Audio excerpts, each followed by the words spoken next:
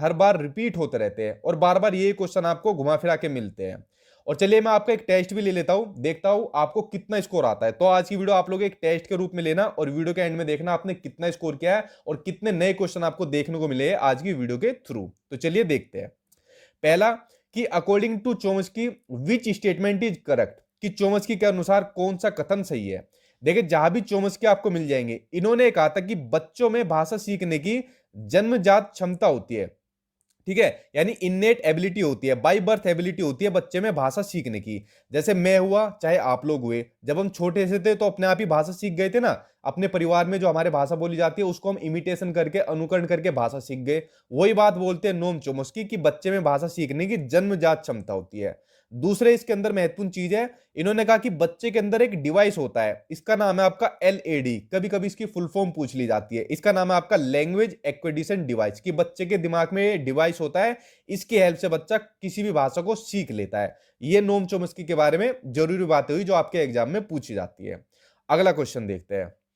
अगला क्वेश्चन आपको दिया हुआ है, देखिए इसके ऊपर तो वेरी वेरी इंपोर्टेंट लगा लेना, यहां से एक नंबर आपका पक्का आएगा, ठीक है।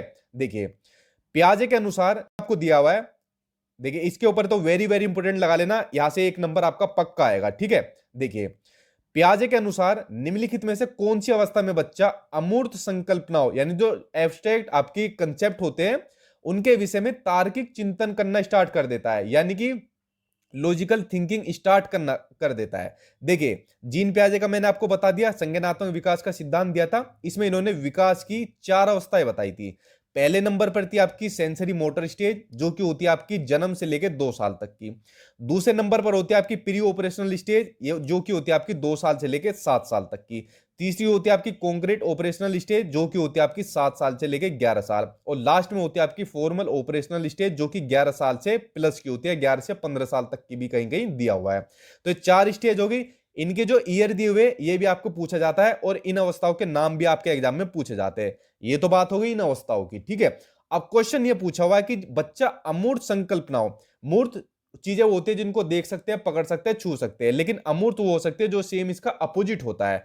तो उसके बारे में तार्किक चिंतन जो स्टार्ट करता है वो बच्चा स्टार्ट करता है फॉर्मल ऑपरेशनल स्टेज में, यानी औपचारिक संक्रियात्मक अवस्था, जो 11 साल से प्लस की होती है, ठीक है। आंसर सेकंड हो जाएगा। बहुत ही महत्वपूर्ण क्वेश्चन है, वेरी वेरी इंपोर्टेंट लगा लेना, एक नंबर का इससे रिगार्डिंग जरूर आपके एग्जाम में जरूर पूछा जाएगा, ठीक है। और क्वेश्चन कोई भी मत छोड़ना, सारे महत्वपूर्ण मैंने छाट के लिया आप लोगों के लिए क्वेश्चन।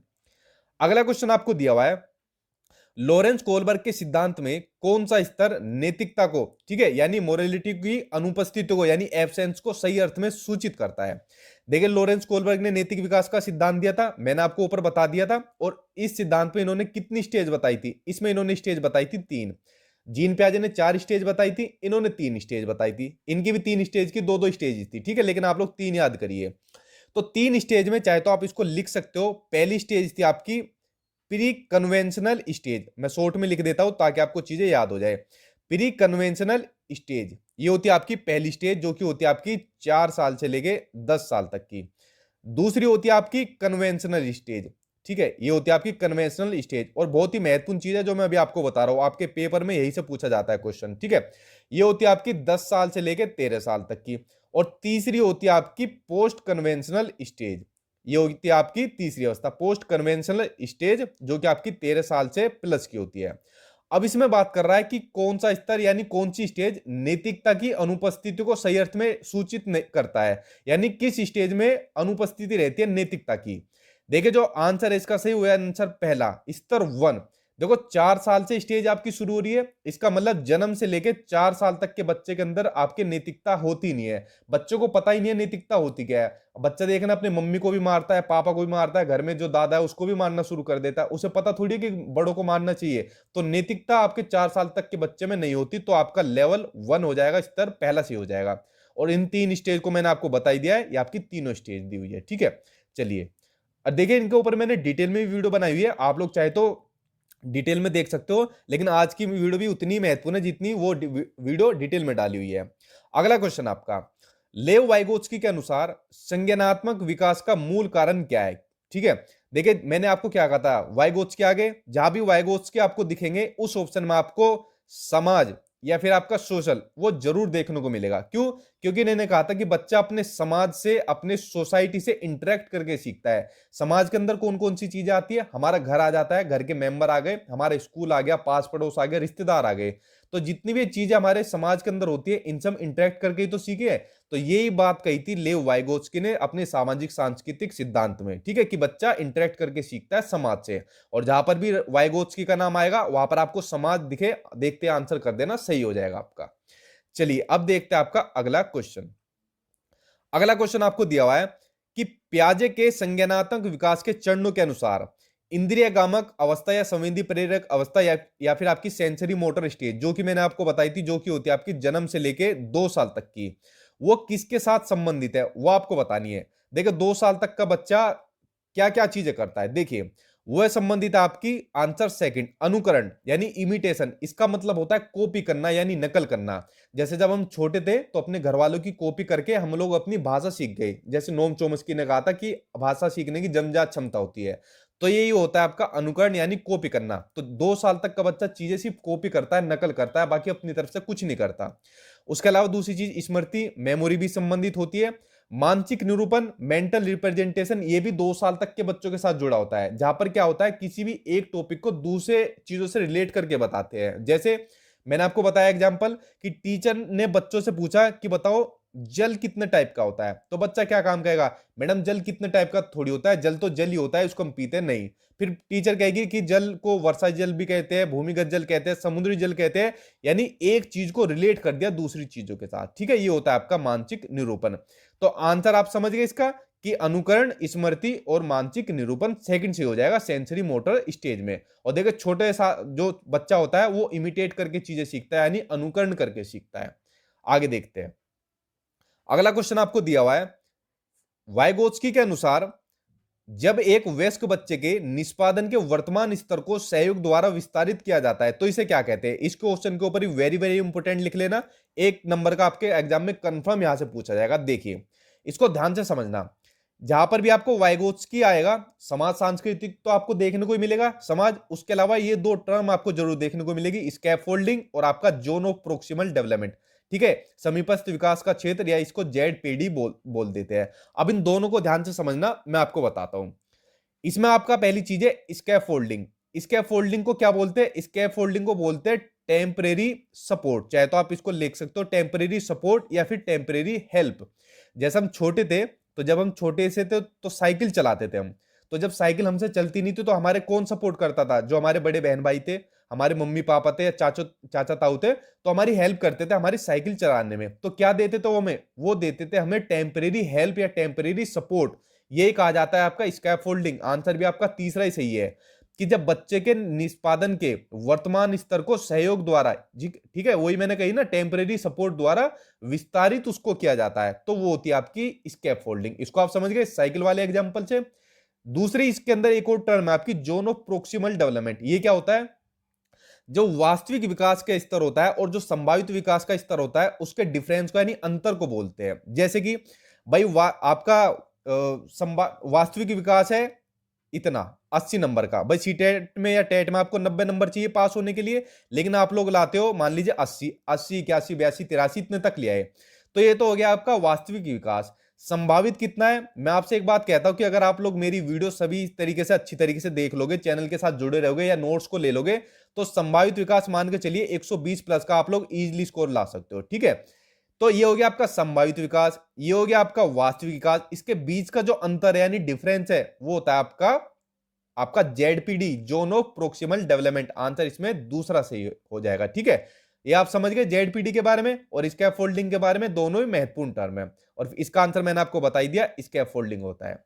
चलिए अब चलते हैं अगले क्वेश्चन पे। और देखिए चैनल से जुड़े रहना, सीटेट नहीं आगे के एग्जाम भी मैं आपको पास करा दूंगा, बस पढ़ते रहना आप लोग, और जितनी चीजें बताता हूं बोलता हूं उनको कर लेना। और जो लोग नए आए वो चैनल को जरूर सब्सक्राइब कर लेना, क्योंकि इन एग्जाम के पास होने के बाद जो आगे वैकेंसी निकलेगी उसके लिए भी मैं आपकी तैयारी कराऊंगा, ताकि आप लोगों को एक गवर्नमेंट जॉब मिल सके। बेसिकली लड़ाई उसी चीज के लिए है। अगला क्वेश्चन है, चोम्स्की के गहरी संरचनाओं यानी जो डीप स्ट्रक्चर है उसके संदर्भ का क्या अर्थ है? देखो नोम चोम्स्की आगे मैंने क्या कहा था कि बच्चे में भाषा सीखने की जन्मजात क्षमता होती है, ये इन्होंने कहा था। एक एलईडी डिवाइस कहा था। और जहां पर भी नोम चोम्स्की देखने को मिलेंगे वो आपको सार्वभौमिक व्याकरण या फिर यूनिवर्सल ग्रामर या फिर एक और नाम इसका कहीं कहीं देखने को मिलता है, को भी लिख लो, ठीक है। ये वर्ड आपको जरूर देखने को मिलेंगे जहां भी नोम चोम्स्की का आपको मतलब देखने को मिलेगा। जहां पर भी आपको देखने को मिले यूनिवर्सल ग्रामर, स्ट्रक्चरल ग्रामर या फिर सार्वभौमिक व्याकरण, देखते आंसर उसके ऊपर ऑप्शन पे लगा देना, आपका सही होगा, ठीक है। यही आपको ऑप्शन में दिया हुआ है कि सार्वभौमिक व्याकरण सभी भाषाओं और मानव मस्तिष्क की एक जन्मजात क्षमता के अनुरूप अंतर्निहित होते हैं। जन्मजात क्षमता भी आ गई, ठीक है। चलिए अब देखते हैं आपका अगला क्वेश्चन।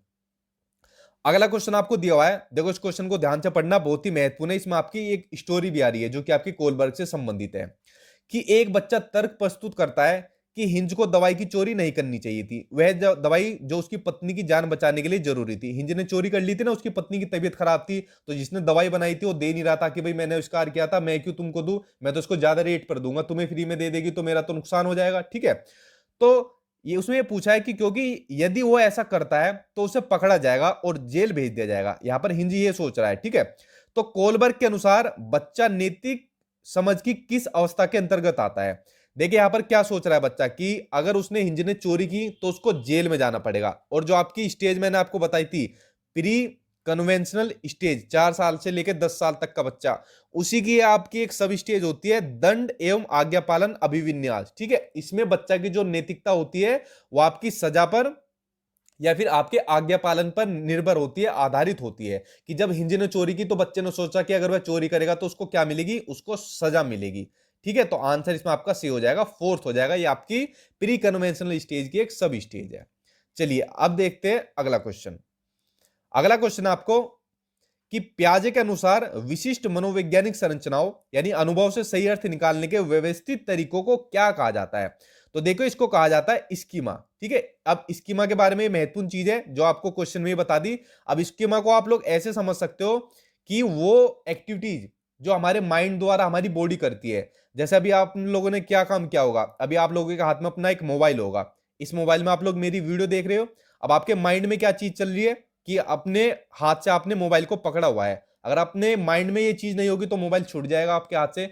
या फिर जैसे मान लीजिए आपकी तरफ को कोई बॉल फेंके कि ले पकड़ो, तो आप बॉल को अगर माइंड के अकॉर्डिंग हमारे हाथ पैर सही चलेंगे तो हम लोग क्या काम करेंगे, बॉल को पकड़ लेंगे, वरना तो हमारे सर पर ही आके लगेगी, ठीक है।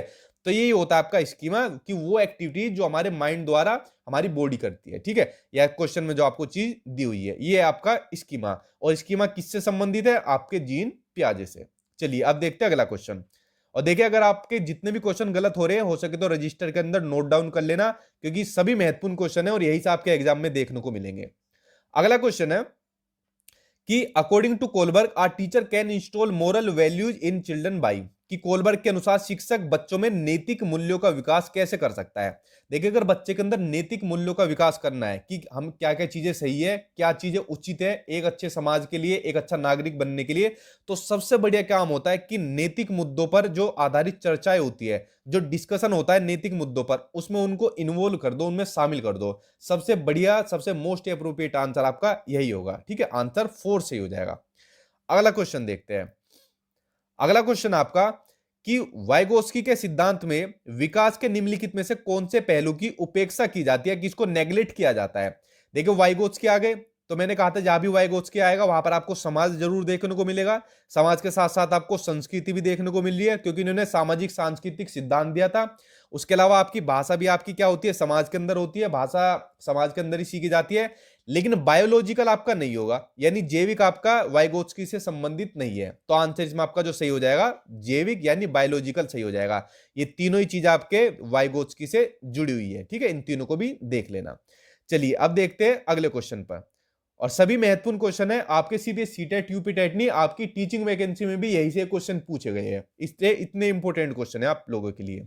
अगला क्वेश्चन आपका कि अकॉर्डिंग टू पियाजे यानी पियाजे के अनुसार बच्चों का चिंतन वयस्कों से यानी जो बड़े होते हैं डैश में भिन्न होता है बजाय डैश के। देखिए पियाजे यहां पर बोलते हैं कि जो बच्चों का चिंतन होता है यानी जो बच्चा चीजें सोचता है, जो बड़े होते हैं तो उनमें भाई प्रकार में भिन्न होता है।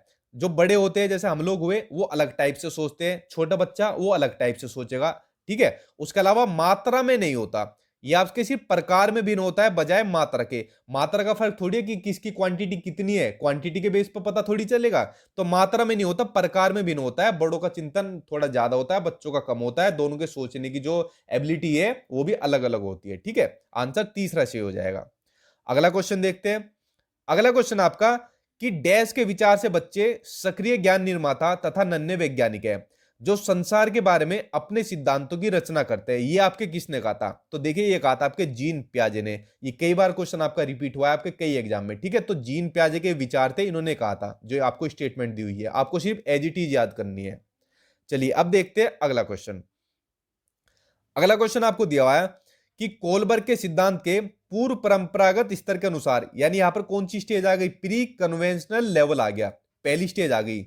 कोई नैतिक निर्णय लेते समय एक व्यक्ति निम्नलिखित में से किस तरफ प्रवृत्त होगा? यानी मोरल डिसीजन लेना है एक व्यक्ति को, तो वो बताना किस तरफ प्रवृत्त होगा।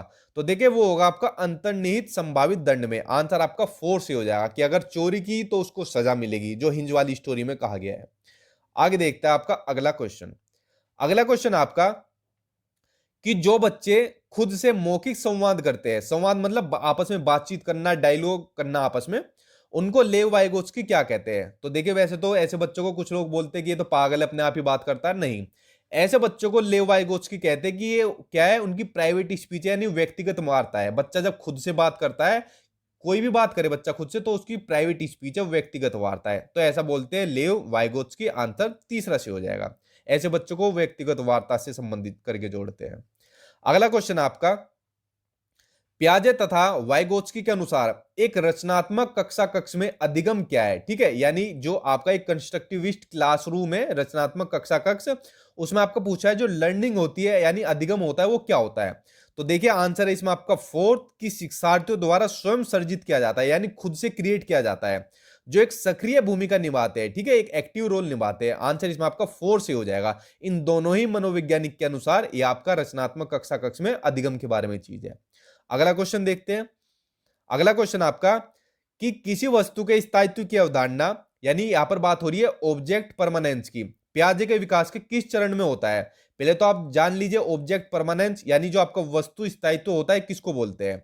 मैंने क्या कहा था, इस जब बच्चा किसी चीज को अपने सेंसरी ऑर्गन से के माध्यम से ढूंढ लेता है, जैसे मान लीजिए आप एक काम करना, एक तकिया लेना, इस तकिए के पीछे आप मोबाइल छुपा देना अपना, तो बच्चा अपने सेंसरी ऑर्गन, कौन कौन से सेंसरी ऑर्गन्स होते हैं? आंख, नाक, कान, जीभ और आपकी स्किन। ये 5 सेंसरी ऑर्गन मैंने आपको बताया था।